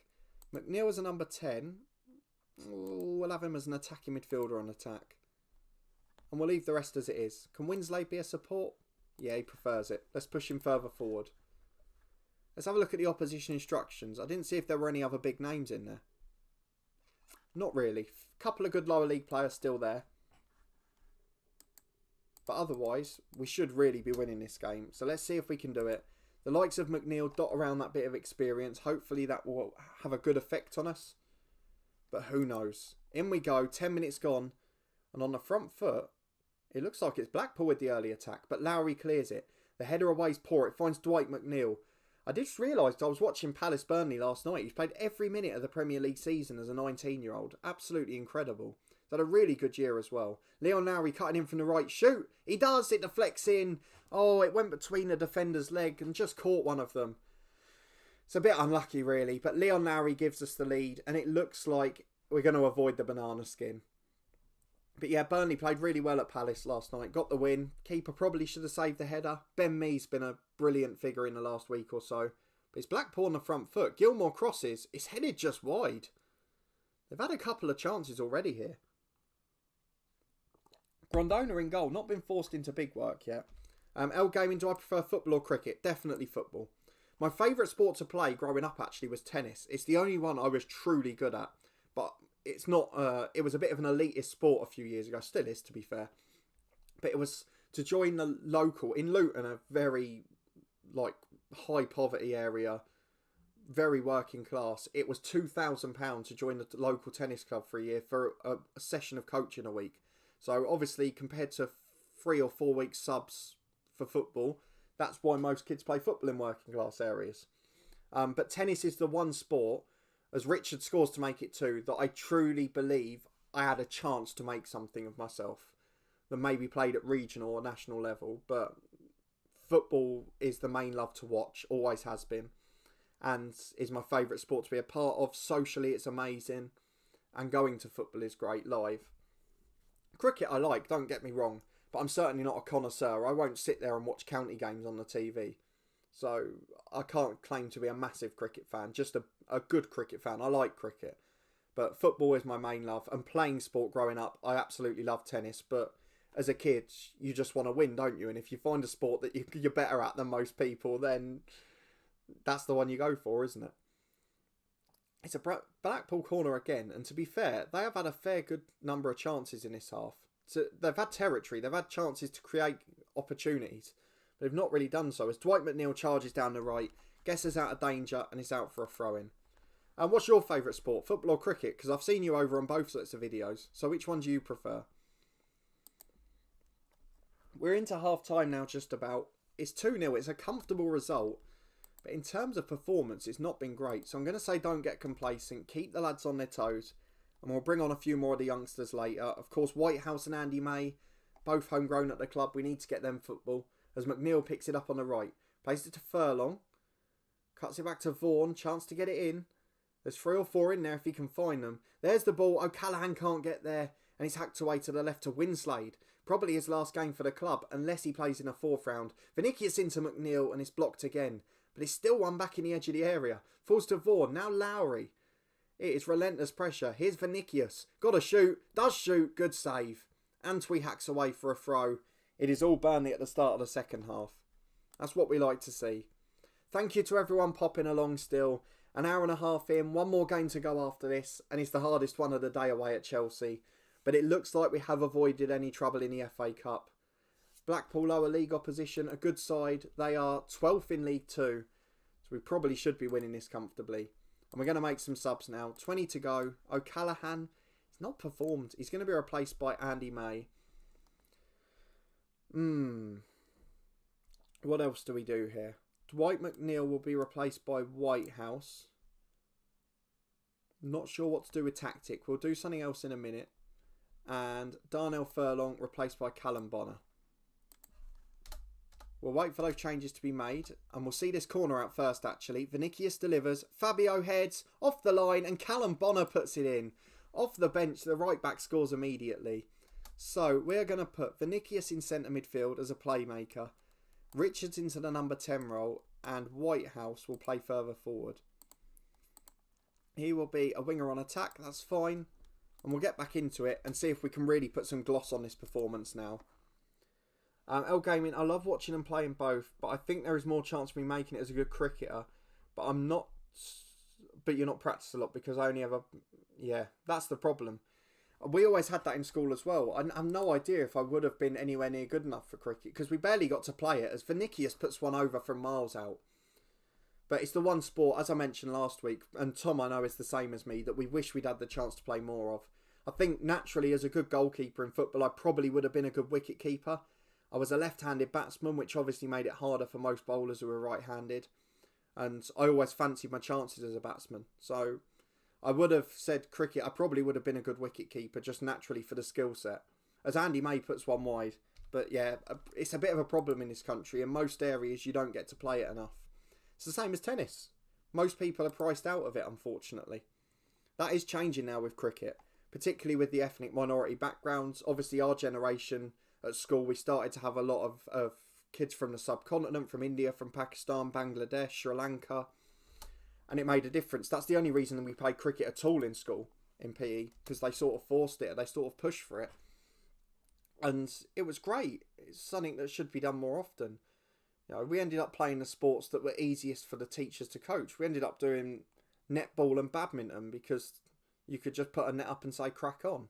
And that's not the way school should be. And I appreciate our school wasn't great, but it does mean kids miss out on opportunities to learn about sport, which is what that's supposed to be about, unfortunately.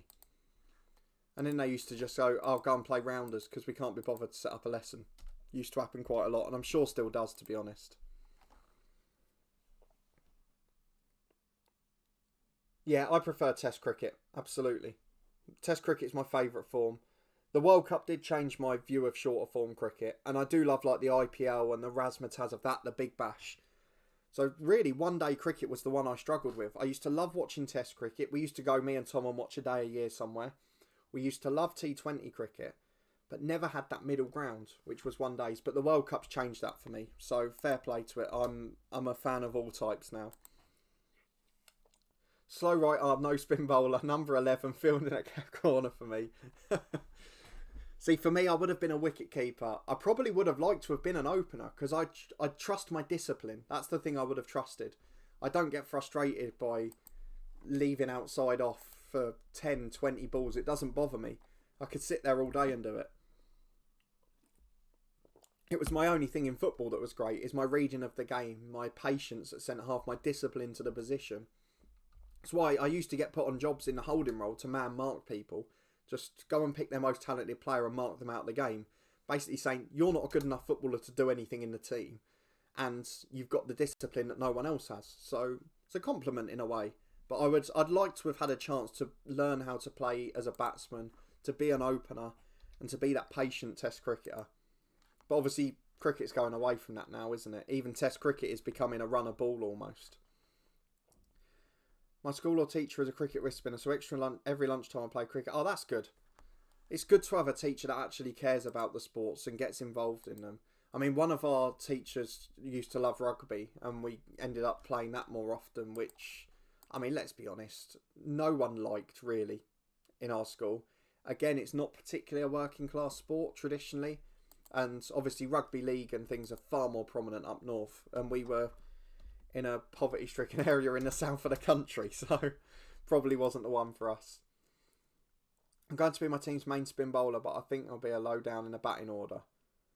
The thing is, when you're down in the batting order, it actually works quite well at younger ages, because quite often the ones that are at the top of the order, they just pick the best batsman rather than the ones who are the most disciplined. So they'll have games, don't get me wrong, where they'll score loads of runs, they'll be brilliant, but they'll also have games where they all get out and you'll come in at like 10 for 5 because they've got out to ridiculous shots every time. And then you've got that chance where they actually need you to be like a Test opener. They need you to survive so that you don't look ridiculous or get a stupid score. We've got another lower league team at home in the FA Cup. We will talk about Football Manager at some point, I promise. But yeah, so actually being lower down the order might not be a bad thing for you if you want to learn discipline and be a Test opener. I think he plays for Sri Lanka indoors. That's great. That's the thing with spin bowling. What are you off or leg spin? And are you right or left-handed, I guess, is the other question. Because for me, being a left-hander was the benefit, but I know that's very much the minority. But yeah, in terms of opening, don't push for that, because if you want to be an opener, being midway down the order could be really beneficial for you in school cricket, because you'll get the chance to save the day as such by being disciplined. And if you stay in for the 50 overs when they get out after 5, the 5 above you, going for bizarre shots, if you then stay in for the 50 overs, even if you only score 20 or 30 or 40 at one every 2 or 3, you then look like the man because you've stayed in and you say, well, hang on, I stood here, I had to recover and get us a score to chase or get us a score to defend. So I think that might actually work out better for you, even though it probably doesn't seem it at the minute. Leg spin right-hander. Well, if you nail that, then you've got a good career ahead of you, because that is the in thing at the moment, isn't it? I mean, Rashid Khan's one of my favourite cricketers. I know that it's almost impossible to spin as much and as well as he does both ways and put the pace on the ball he does, but I would encourage watching him. He's done a few little tutorials and that where he's talked about the way he learnt spin. I'd encourage them greatly, because there's no better man to learn from, really. We're coming up to our final game away at Chelsea. The big test of the day, but they are the side out of the top 6 that's struggling this year. So if we can get a result and get above them, that would be great. I mean, we are already. Are there any 18-year-olds there? I'm afraid not. So there we are, 7th place with 3 points above Chelsea. 1 behind Leeds. I mean, if we win that game, we're in great shape for the season. But then we have got another tough run coming up. So it's not all easy. But it will be the last game of the day. Oh, you learn how to do the googly off him? Yeah, I mean, his wrong one is ridiculous. You watch it in T20 cricket. The amount of people he fools. I mean, every cricketer says they can't read him. They can't get anything out of him. Trevor O'Callaghan's got 2 years left on his contract. This is telling me his scout coach reports are so far out because he's only worth $1 million. He's not a great player. He's not been called up to the Ireland squad. I don't know why they rate him so highly, but I am going to sell him if we can get the money. So I'm going to go for $2.5 million and 50% of his next sell-on clause. I'll suggest that. They'll probably reject it. Maybe if we can get 2 million plus the sell-on. It's not going to happen, is it? Come on, Forest, don't be like that. Let's go for 1.8 and then 100 grand there. It's near enough. Right, they've gone for that. 1.9 million. We'll try and do the same with Newcastle. And we'll start in the same vein as we did with Forest. So percentage of next sale, 50%. And we're going to stick that in there. And we're going to go for £2.5 million. They've gone up to 1.1. We'll go down to 2. And we'll go up to 1.9. There we go. 1.9 million. And if he's as good as our coaches keep saying, the 50% sell-on will be important. But here you go. The board are saying that he's worth more than that because of the stupid coach ratings. And it doesn't make any sense. Tom, your boy didn't do too well at Old Trafford last summer. No. But let's be fair. That England-Afghanistan game, Owen Morgan was in the form of his life. I guess the one thing that's harder probably for Rashid in Afghanistan side rather than in the T20 sides he plays in is in the T20 tournaments, because there are so many very good players, they can all play to their strength. So basically Rashid gets saved as we've been allowed to override the advice to Mike Garlick. Yep, so he's happy to sell him now. He's delighted to grant the request. But yeah, with Rashid, when he's playing in like the Big Bash or the IPL, because there's 4 or 5 very good bowlers, he's getting his targeted spells. So he doesn't have to bowl in the power play.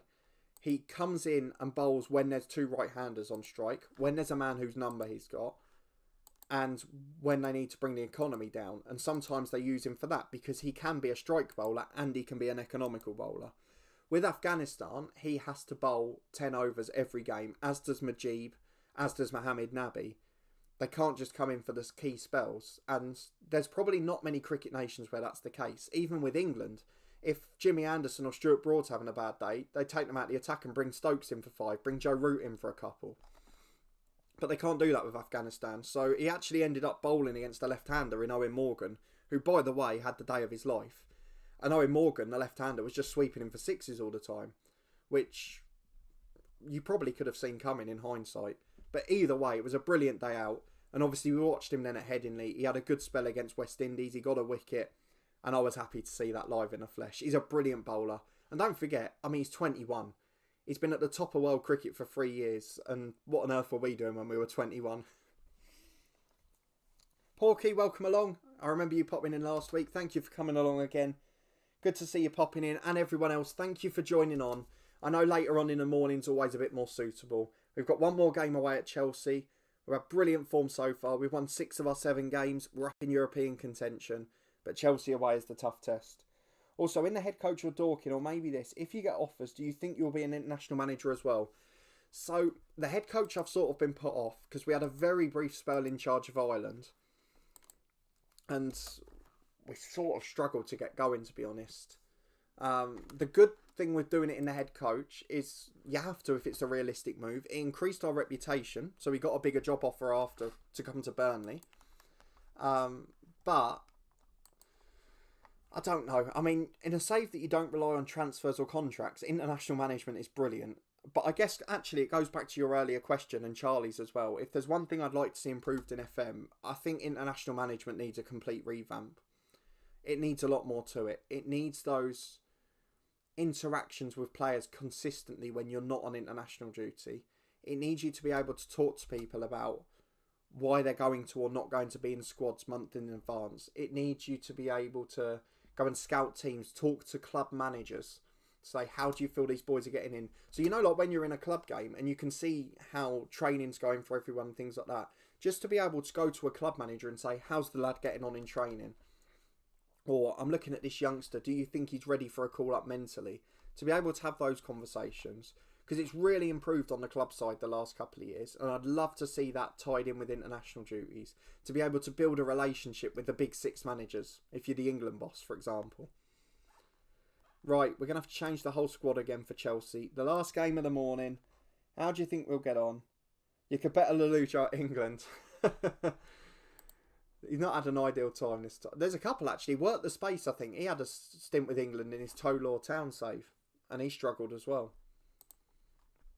But I'm not against international management. It's not the most entertaining to watch really for viewers because there's not a lot to it. And obviously just doing it on its own is a little bit dull, to be honest, in FM. It's the one area where it's not great. So let's go back to our first 11. Rob Simpson, Flauhaut, Wardley at left back. I always forget the team when I change it. Sunday Balogun up top, unhappy. We'll keep an eye on him. Who's my right winger? Oh, he's shouting at me. Ferran Torres. Ashley Harrett in the number 10. Owen Edmonds over on the left. And in central midfield, we will have Vinicius Xavier and Ossie Robinson. The bench, Fabio. Darnell Furlong, perhaps. We might take him off in a minute. Lowry, Richards, McNeil, Vaughan, Vinicius, and...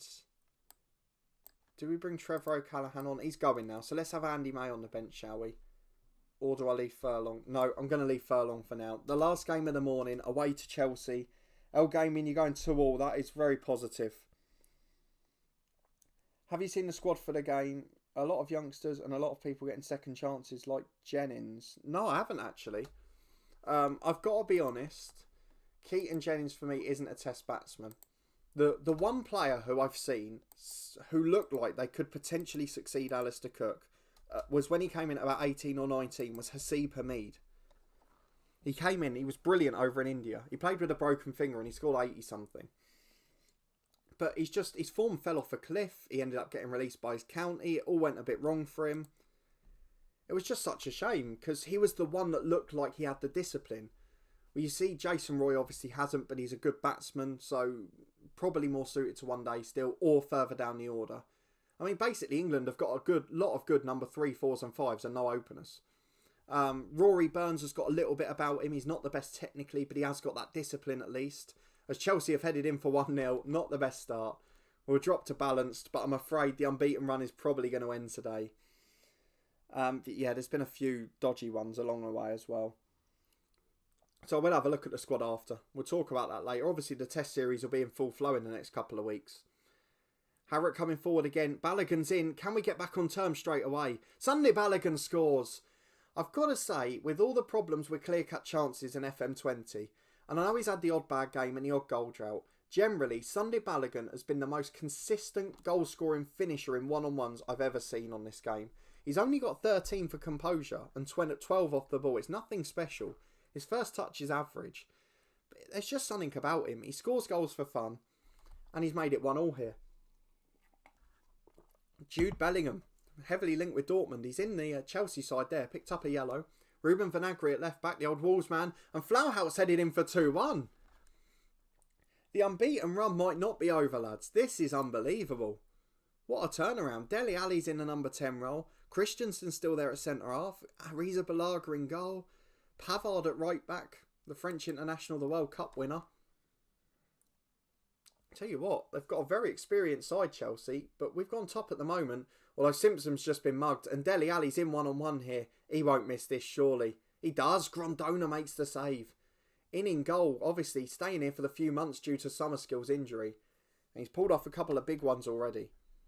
Thank you to everyone joining along. Great to see the number of viewers creeping up towards the end as always. I really do enjoy interacting with you guys, so thanks for coming along. If you haven't already, please do put a thumbs up on the video. It does make such a big difference.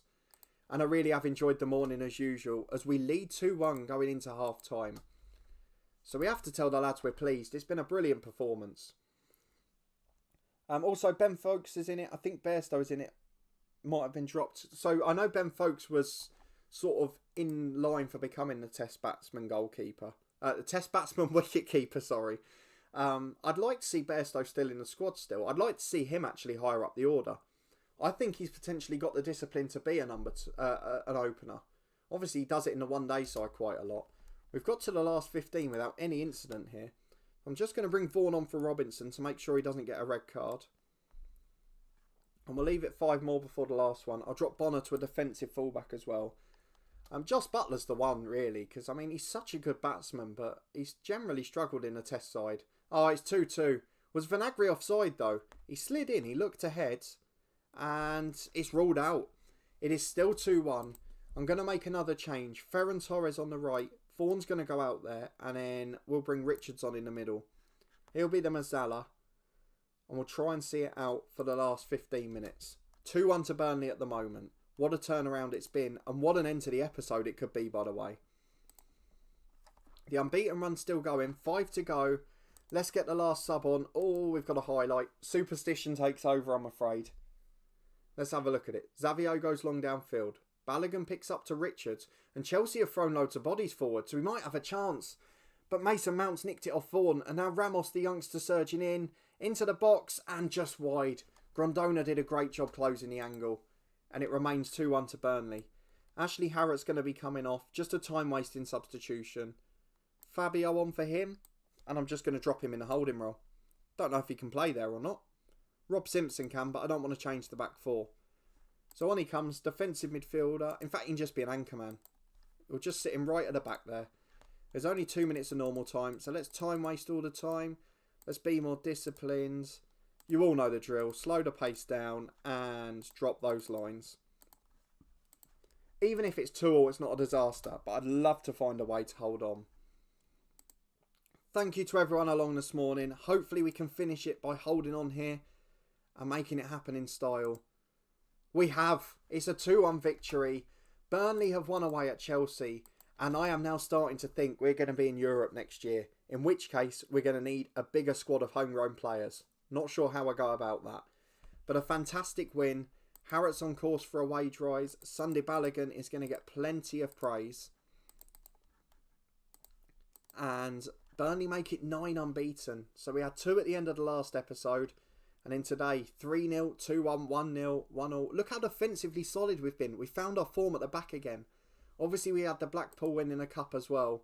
And we finished this episode in 6th place in the Premier League. 2 ahead of Leeds, who have got a game in hand. Crucially, 6 clear of Chelsea with the same played. They're the side most likely to catch us. And 5 behind United now. We need to keep an eye on the Carabao Cup, because obviously last year we missed out on Europe in 7th because of the FA Cup winners. So let's just make sure the Carabao Cup. Right, Chelsea, Wolves, Liverpool and City. So with Chelsea and Wolves where they are, we need the winner of Liverpool City to win the Carabao Cup. Just so one of the European places is saved. And in 6th place, even with the FA Cup, will mean that we get Europe then. So that's the hope. We've got a lot of transfer work to do. El Gaming 2-1, it looks like, not 2-2, absolutely. You were close though. It was worth a shout, and I didn't expect to win it either. But the next episode, we will start off from the next game. So we're going to try and get a lot of the transfer stuff, the outs, done off camera. And we'll be back for the Stoke game in 3 days' time. We've got that, United, Leicester, an FA Cup tie that's going to be a big one. And then we've got those 2 games in quick succession at the start of February. So we'll try and get through those in the next episode as well. Ideally, I'd like to get the season wrapped up in 7 episodes. Because going by the number of weeks, 21 would then take us to the usual release point for FM. But if you did enjoy this morning and you haven't been here yet and put a thumbs up on the video, please do. Thank you to everyone who's got involved in the chat that's popped along for 5 minutes, an hour, whatever it is. It's great to have so many of you along. Thank you so much for joining me on a Tuesday morning. It's great to get to know the community better, and it's great to hang out and play a bit of FM. I know we barely talk about it now because we just talk football. So thanks for the football chat. Thanks for the cricket chat this morning. Hopefully we'll be able to go and watch all of it live soon. But thank you for joining me this morning again. A full stream replay will be available a bit later on the channel. And I hope to see you next time, the same time next week. There's loads of big daily videos on the channel in the meantime. And hopefully we'll be able to continue this great form with Burnley. I will answer your question next week, El Gaming. Thank you for coming along, and we'll see you next time.